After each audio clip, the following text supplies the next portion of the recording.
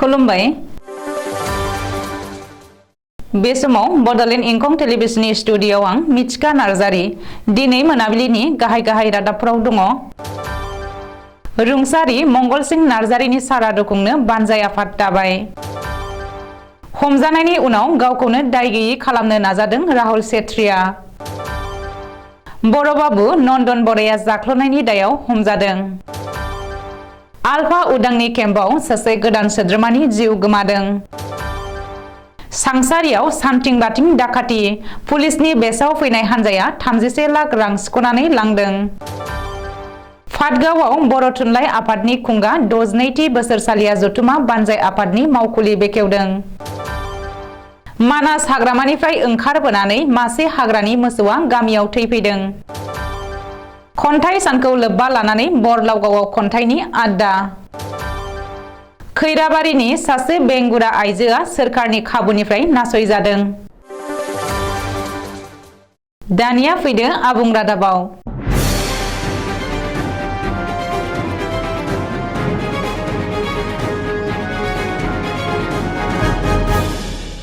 बडलेण्ड सोमावसारनायनि गिबि मुंख्लं सुजित नार्जारीनि बिफा रुंसारि मंगलसिं नार्जारीनि सारादुखौ गाहामै खुंफुंनो थाखाय बानजाय आफाद दाबाय। एबसुनि गाहाय नेहाथारि खनेन्द्र बसुमतारीनि नुजाथिनायाव दिनै रुंसारि मंगलसिं नार्जारीनि सारादु खुंनो थाखाय बानजाय आफाद दानाय जायो। मख'नो गोनांदि बडलेण्ड सोमावसारनायनि गिबि मुंख्लं सुजित नार्जारीनि बिफा मंगलसिं नार्जारीया थांनाय बुधबारखालि रुंसारि जानानै थाङो।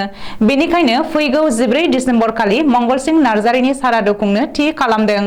मंगलसिं नार्जारीनि सारादुखौ गाजा गोमजायै खुंफुंनो थाखाय एबसुनि बानजायनायाव दिनै राहुल देब नार्जारीखौ मासिगिरि, लेङाइ मासिगिरियाव सन्जय नार्जारी आरो बाथिपारा गामिनि गामिगोरा अजय नार्जारी आरो कक्राझार जिल्ला एबसुनि आफादगिरि कृपेश दैमारीनो लिंथुमगिरि मासि होनानै मोनसे बानजाय आफाद दानाय जायो। जोबनायाव हमजाबाय रायजोनाङै सोमावग्लुंनाय डिब्रुगड़ मुलुगसोलोंसालिनि रेगिं खालामनाय जाथायनि गाहाय दायनिगिरि राहुल सेत्री। मिथिनो हानाय बायदिब्ला गोलाव सम खारखोमानानै थानायनि उनाव राहुल सेत्रीया दिनै लेकापानी थानायाव गावखौनो गथायहैदोंमोन। नाथाय थानायाव गावखौ गथायहैनाय उनावनो पुलिसआ राहुल सेत्रीखौ एरेस्ट खालामो। रिपर्ट बायदिब्ला थांनाय 9 सानखौ अरुणाचल प्रदेशनि गुबुन गुबुन ओनसोलाव थाखुमानानै दंहैयोमोन राहुल सेत्रीया।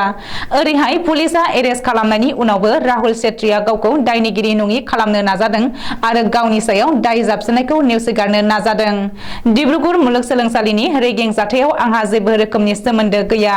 माबायदि आंनि मुङा बेयाव सरजाबजाखो आरो गावनो सोमोनांदों। थांनाय साननैसोआव दुंहाव थासारि सोमजिहोदों।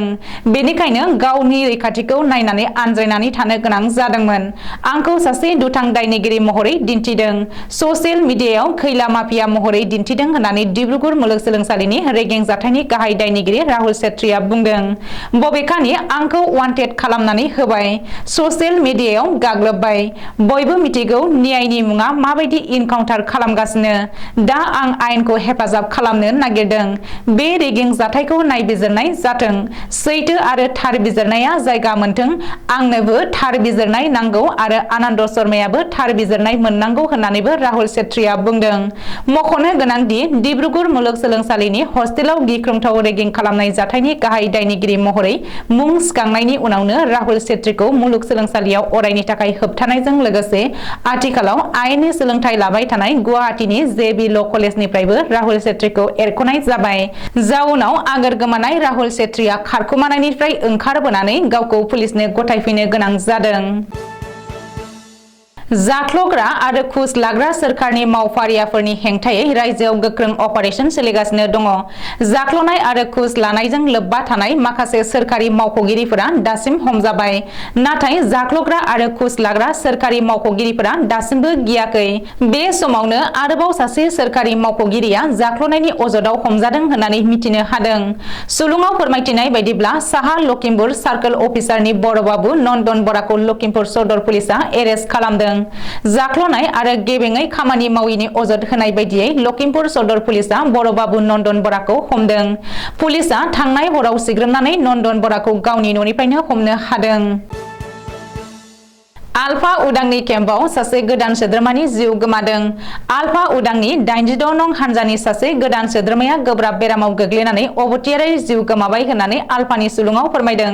गोब्राब बेरामजों गाग्लोबजानानै केम्पआवनो जिउ गोमानाय आलफा उदांनि सोद्रोमाखौ जुगल शर्मा एबा दीपक असम होननानै सिनायथिनो हादों। दीपक शर्माया मैया रबिबारखालि फाहामथाय लाबाय थानाय समावनो जिउ नागारो।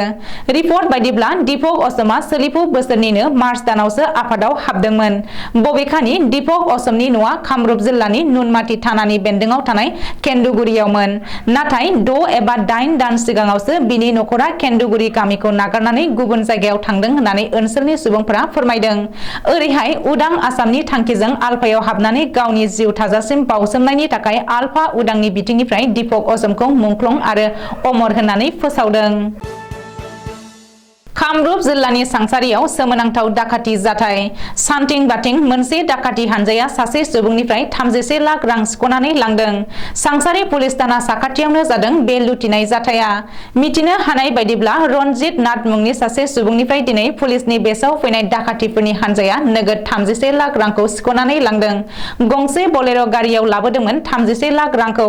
सांसारि पुलिस थानानिफ्राय 300 मिटारल' जानथायाव थानाय फुड कर्परेसन अफ इन्डियानि गुदामनि लांगोनानिफ्रायनो दाखाथि हानजाया 31 लाख रांखौ सिख'नानै लांदों। बे राङा ट्राक मालिक सन्थानिमोन।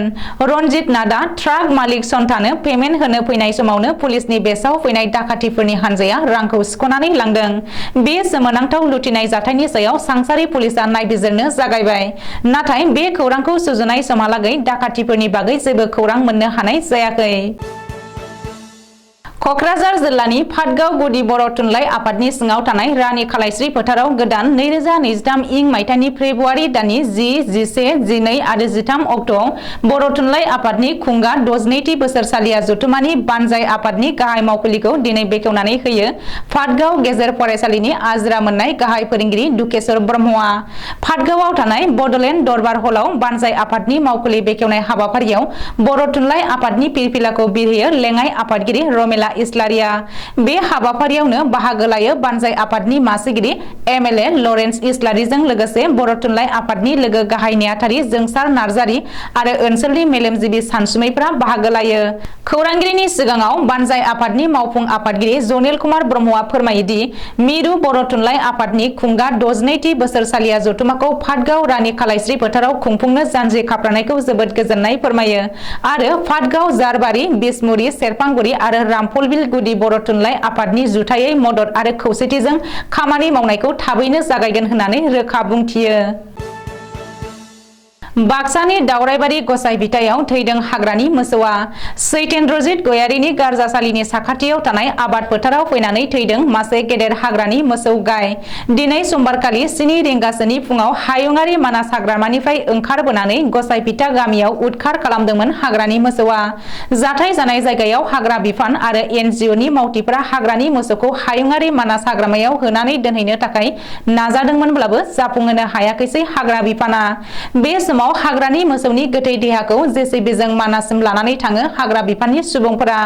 हाग्रानि मोसौ थैनायनि गुबै जाहोनखौ पस्ट मर्टेमनि उनावसो मिथिनो मोननाय जागोन। बर' थुनलाइ आफादनि बारग' आफादगिरि रुंसारि ब्रजेन्द्र कुमार ब्रह्मनि थैनाय सानखौ लोब्बा लानानै दिनै 5 दिसेम्बर खन्थाइ सान समबारखालि सानजौफु 1 रिंगानिफ्राय बिजनी जिल्ला बर' थुनलाइ आफादा बरलाउगाव गुदि बर' थुनलाइ आफादनि हेफाजाबजों मोनसे खन्थाइनि आड्डा खुंफुङो। बे खन्थाइनि आड्डा हाबाफारिखौ बरलाउगाव गोजौ फरायसालिनि लोगो फोरोंगिरि एबा गागि लिरगिरि आरो बर' रेबग्रा जथुमनि बारग' नेहाथारि उमेश ब्रह्मआ दैदेनदोंमोन। खन्थाइनि आड्डा हाबाफारिखौ जागायनायनि सिगां रुंसारि ब्रजेन्द्र कुमार ब्रह्मनि मुसुखायाव आलारि बाथि सावनानै बिबार बावजेनो बरलाउगाव गोजौ फरायसालिनि बारग' गाहाय फोरोंगिरि सुनिलाल बसुमतारिया। बेनि उनाव हाबाफारिखौ बेखेवनानै होयो बिजनी जिल्ला बर' थुनलाइ आफादनि गागि आफादगिरि डक्टर गोगोम ब्रह्म कसारिया। आफादगिरि तिराज बसुमतारिया सिगां आवरायजेनो गाव सोरजिनाय खन्थाइखौ। गासै सा 100सो गागि आरो गोदान लिरगिरि एबा खन्थाइगिरिफोरा बाहागो लादोंमोन दिनैनि बे खन्थाइनि आड्डा हाबाफारियाव। अदालगुरि जिल्लानि सिङाव थानाय 31 नं खैराबारि बिटिसि बियाबनि सिङाव थानाय सिंमारि गामिनि थागिबि टिपि बर'आ आथिं फारसे बेंगुरा आइजोब्लाबो दिनैसिम सोरखारनि जेबो मोनसे खाबुखौ मोननो हायाखै एबा नासयजानाय जाथाया सोमोनांहोनायजों लोगोसे दुखुनांथाव। नखरनि फंबायनि न'आव थानानै जिउ खुंबोनाय टिपि बर'आ थांनाय बिपिएफनि गोलाव समनिफ्रायनो सोरखारनि खाबु मोननो हास्थायदोंमोनब्लाबो रावबो सासेयानो जेबो खाबुखौ मोननायनि राहा खालामनानै होआसै। बियो जोबोद दुखुनांथाव। अब्लाबो मिजिं खालामदों सोरखारा थाग्रा न' गंसे नङाब्ला अरुणोदय नङाब्ला बुरै पेन्सनखौ होगोन होननानै। दिनै मोनाबिलिनि रादाबा एसेनोसै। गोजोन्थों।